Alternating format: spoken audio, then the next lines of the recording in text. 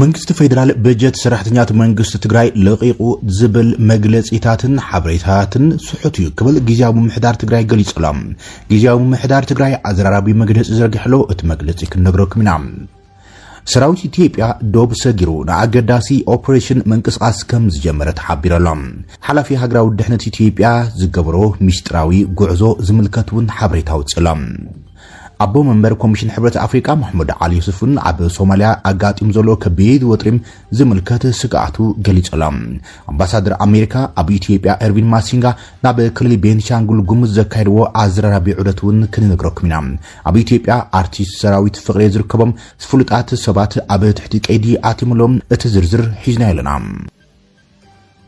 سراوي سودان كم بحدوش أبلعلي حيلتات RSFن مشاركتو SPLMن يدفع كمزولن لعلنت يمزقب كمزولن عملكي تلام